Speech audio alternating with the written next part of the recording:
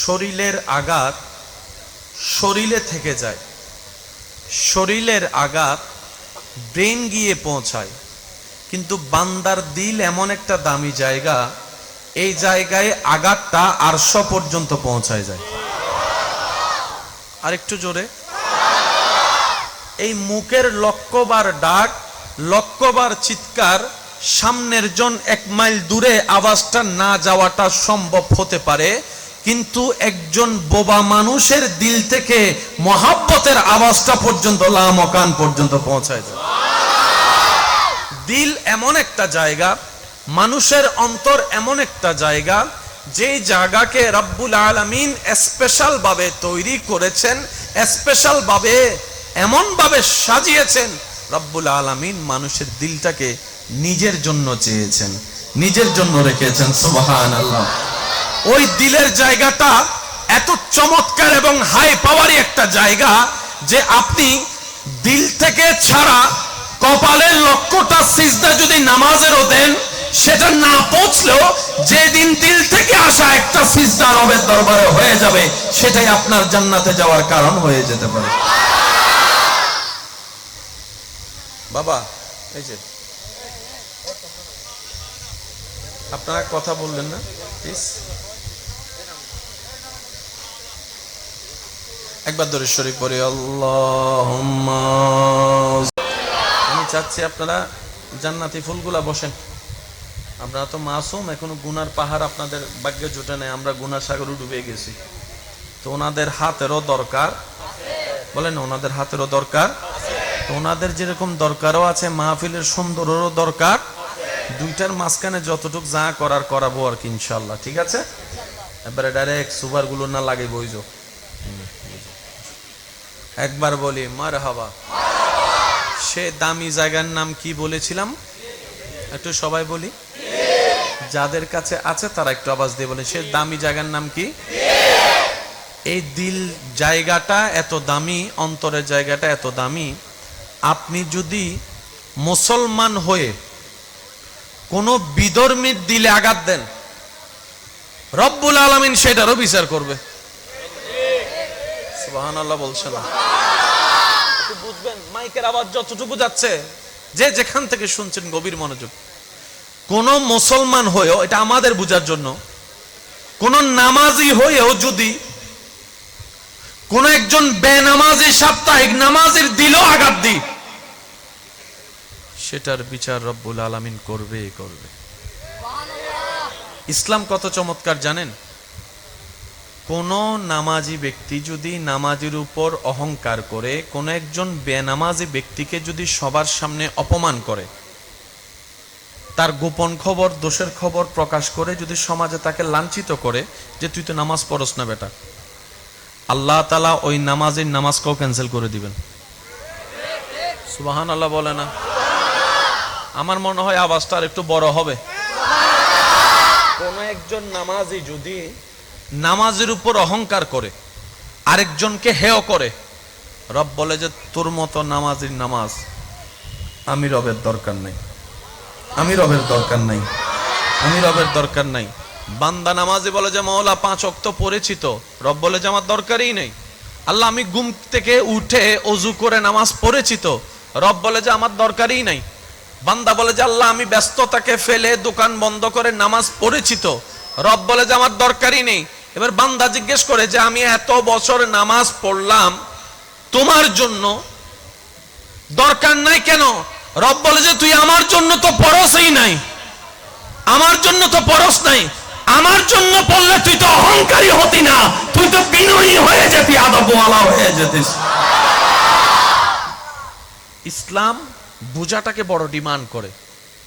আপনি শুনলে অবাক হয়ে যাবেন। আমি যদি আপনাদেরকে একটু ক্যালকুলেশন আনি, উলামায়ে কেরামের দোয়া চাচ্ছি, আর যারা তালেবুল ইলম ভাইরা আছেন, আলেম উলামা আছেন, আপনারা শুধু আমাকে একটু দোয়া ট্রান্সফার দিতে থাকুন। আজকে একটু গলার অবস্থাও খারাপ। জান্নাতে যাওয়ার ইচ্ছা সবার আছে বা একটু জোরে বলি? এই জান্নাতে যাওয়ার জন্য নেক আমলের দরকার আছে। আচ্ছা, নেক আমলের একটা অর্জন করতে গিয়ে বাবা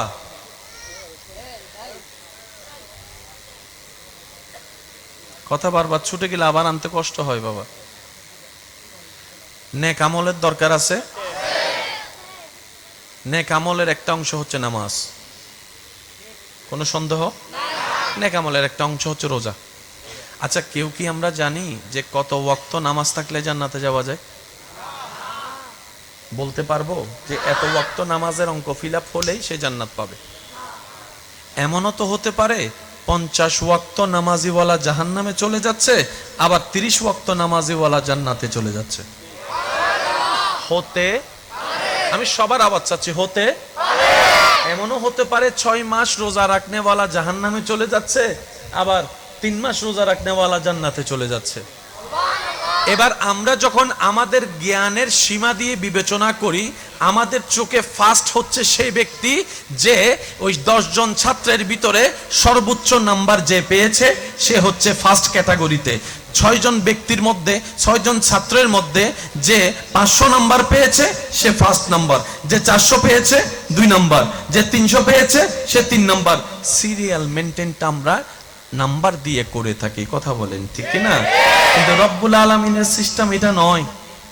রব্বুল আলামিন, আয় হায় হায়, রব্বুল আলামিন অঙ্ক দেখে না, সংখ্যা দেখে না, পরিমাণ দেখে না, রব্বুল আলামিন কোয়ালিটি দেখে, কোয়ালিটি দেখে, কোয়ালিটি দেখে। কার ইবাদতে কতটুক কোয়ালিটি ফুল হয়, কার ইবাদতের জিকিরের ভিতরে কতটুক প্রেমের কোয়ালিটি থাকে, কার ডাকার মধ্যে কতটুক ভক্তি, শ্রদ্ধা, আকাঙ্ক্ষা, ভালোবাসা থাকে, যার স্মরণের মধ্যে কতটুক নম্রতা থাকে, কার সিজদার মধ্যে কতটুক বিনয়ী থাকে। রব্বুল আলামিন ইবাদতের কোয়ালিটি দেখে, ইবাদতের কোয়ালিটি দেখে। তাই তো আলেম উলামারা বলে কোরআনের আয়াতের ছায়া দিয়ে যদি নামাজের ধরন শিখতে চাও, একজন আলেমের দরবারে বসে যাও যে কোরআন হাদিসের জ্ঞান রাখে, শারঈ শরীয়তের জ্ঞান রাখে, এমন আলেমের কাছে তুমি বসে যাও। সেখান থেকে তুমি রুকু, সিজদা, তাসবিহ, তাহলিলের নিয়মটা শিখে যাও। আর কোয়ালিটি শিখতে গেলে ওয়াকুনু মা'আস সাদিকিন ওয়া আয়াতের উপর আমল করে আল্লাহর প্রেম সাগরে ডুব দিয়েছে এমন বান্দাদের সাথে বন্ধুত্ব করে ফেলো। আল্লাহু আকবার।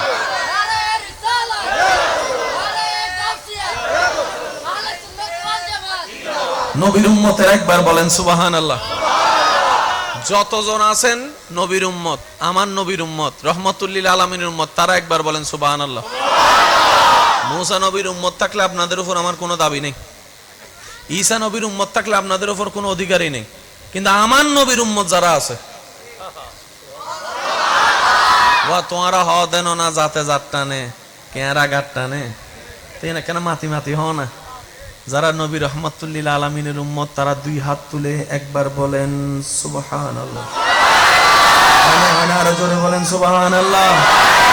এবার বলেন নারায়ে তাকবীর, নারায়ে তাকবীর, নারায়ে তাকবীর, নারায়ে রিসালাত। উচ্চ আওয়াজে বলেন মারহাবা। একটা হচ্ছে অঙ্ক, সংখ্যা, 1 2 3 4 5 6 7। 10-এর চাইতে 20 বড়, 20-এর চাইতে 30 বড়, 30-এর চাইতে 40 বড়, যেটা আমরা জানি। এবার একজন 1 কোটিওয়ালা টাকার মালিক যদি এখানে চলে আসে, তার ভাবের কোনো শেষ কেন জানেন? কারণ সে জানে এখানে যতজনই আছে সব হাজারওয়ালা। সে জানে যে এখানে যারা আছে সবাই কি ওয়ালা, বেশির থেকে বেশি লাখওয়ালা। আমার মতো কেউ যদি সেই মুহূর্তে একজন 10 কোটিওয়ালা চলে আসে, সাথে সাথে সে দেখবেন এরকম হয়ে যায়। জোরে জোরে জোরে জোরে জোরে। কিরে এতক্ষণ তো তোর পা মাটিতে পড়ে না, আর বস আইসি দে, কথা বলেন ঠিক কিনা? এবার যদি 50 কোটি টাকার মালিক চলে আসে, দুজন বিলাইয়ের মতো, কিরে ভাই এতক্ষণ ওই ওনার ফ্যাক্টরিতে আমার ব্যবসার লেনদেন উনি দেয় বলে তো আমরা পাই, উনি যদি বন্ধ করে দেয় আমার কোটি কোটি দুনিয়ার সিস্টেম হচ্ছে যত বড় আসবে নিম্নরা তত ছোট হয়ে থাকবে। এবার বড়কে, যার কাছে কোটি টাকা আছে, বড়কে যার কাছে অনেকগুলা গাড়ি আছে, বড়কে যার 10-12টা বিল্ডিং আছে, বড়কে যার নিজস্ব একটা ডুপ্লেক্স একটা বাড়ি থাকে, বড়কে যার কানি কানি জমি থাকে, বড়কে আমাদের সমাজে যেটা বড় লোক আর কি, যে সুন্দর সুন্দর ব্র্যান্ডেড পোশাক পরে, বড়কে যার মোবাইলের পিছনে একটা আপেল কাটা থাকে। বলেন না রে ভাই? দামিকে যার পকেটের মোবাইলের পিছনে একটা আপেল কাটা থাকে, বড়কে যার ওই জুতা থাকবে বড় বড় ব্র্যান্ডের একটা ভাবসাপের মধ্যে থাকবে, গড়ি থাকবে কি রোলেক্স না ফুলেক্স কি যা আছে তা আর কি, গাড়ি থাকবে কি মার্সিডিজ ব্রান্ডের, যার কাছে অনেকগুলা আছে।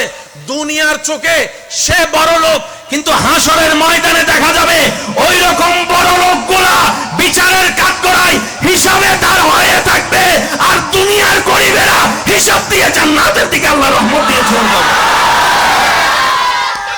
আল্লাহু আকবার।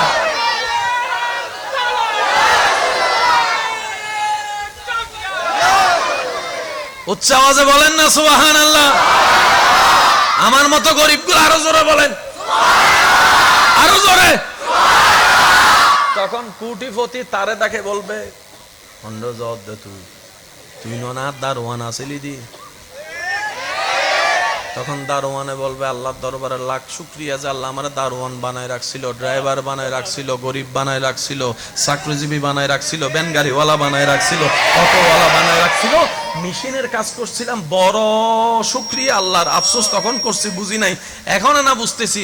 যার যত ধন তার তত হিসাব, আমার ধনও নাই হিসাবও নাই, হাসরের ময়দানও পার। তুই আয় যায়। আসসালামু আলাইকুম।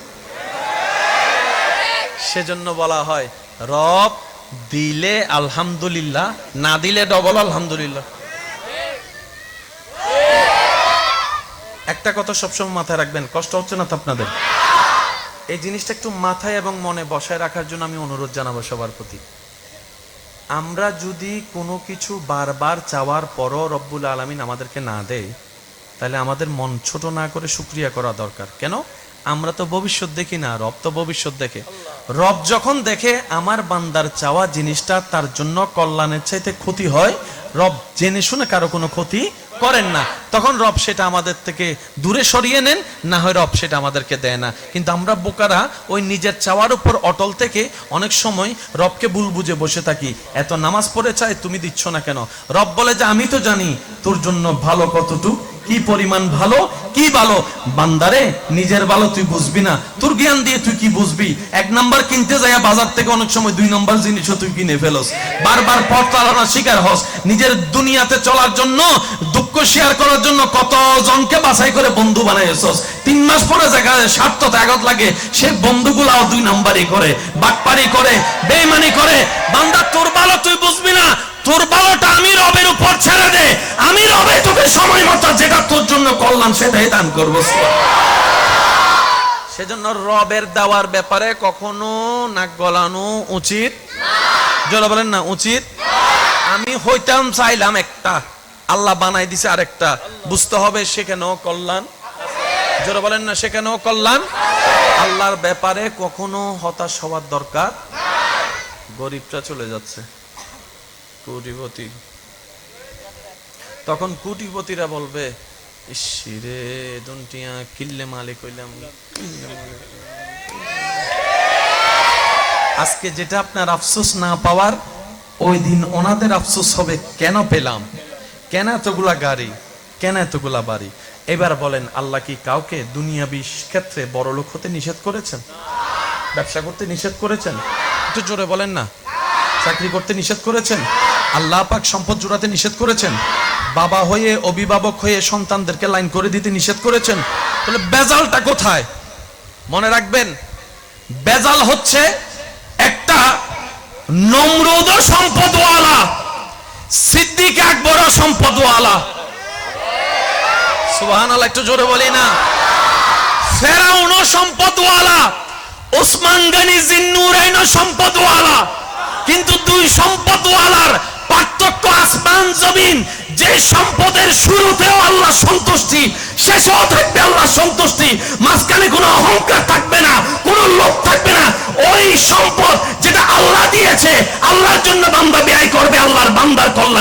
ওই সম্পদ তার জন্য কল্যাণের হয়ে যাবে। আল্লাহু আকবার।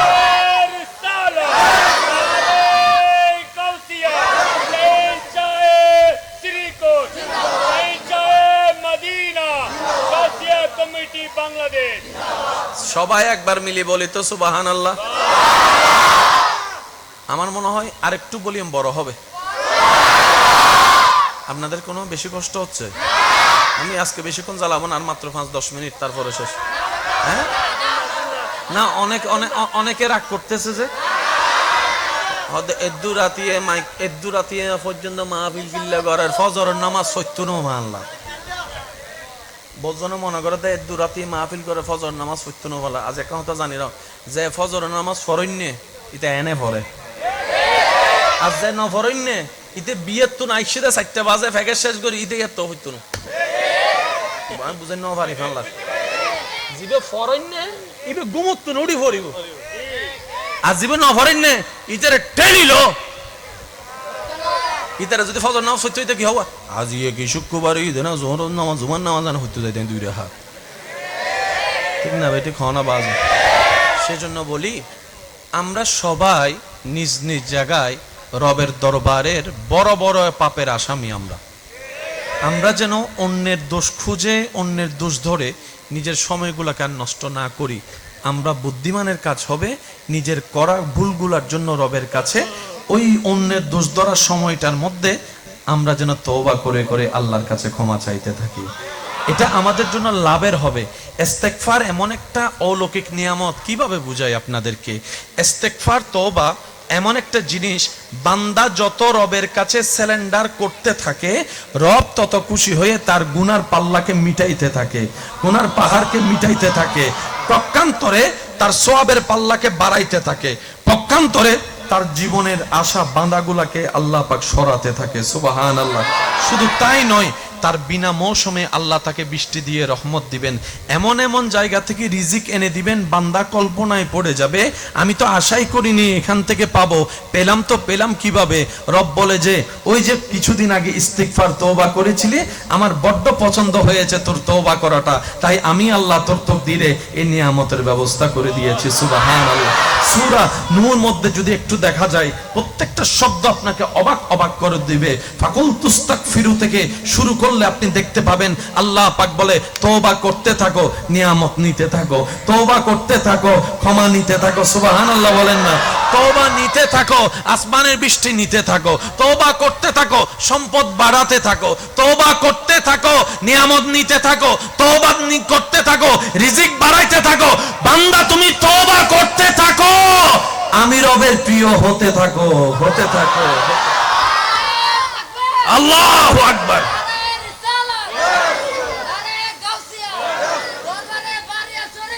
উচ্চ আওয়াজে একবার বলেন সুবহানাল্লাহ। গুনাহগার মানুষ যখন তওবা করে, মনোযোগ আছে ভাইয়া? মনোযোগ আছে সবার? এদিকের ভাইরা কি শুনতে পাচ্ছেন? শুনতে পাচ্ছেন? মাশাআল্লাহ। পাপী যখন তওবা করে তখন পাপীর পাপ কমে। এবার আল্লাহ দয়া করে আপনার পাপ সব মিটাই দিছে, একটা পাপও নাই। এবার যদি আপনি তওবা করেন আপনার লাভ কি? তওবা করলে তো পাপ কাটে, বাংলা ভাষায় বোঝার জন্য। তা পাপই তো নাই, অপরাধই নাই, গুনাহই নাই, এখন তওবা করলে লাভ কি? রব বলে যে তওবার মধ্যে লস বলে কোনো শব্দ নাই।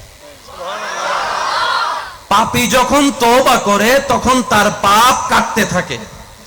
এই তওবা করতে করতে পাপ কাটতে কাটতে যখন বান্দার পাপ বেনিশ হয়ে যায়, এরপরও যখন বান্দা তওবা করে আমি আল্লাহ খুশি হয়ে তার মর্যাদা, সম্মান, ইজ্জত বাড়াইতে থাকি, বাড়াইতে থাকি। তওবার মধ্যে লস বলে কোনো শব্দ, সবাই বলেন তওবাতে লস বলে কোনো শব্দ। যে যত তওবা করতে থাকে সে তত রবের প্রিয় হতে থাকে। সেজন্য বলে যাওয়ার চেষ্টা করি।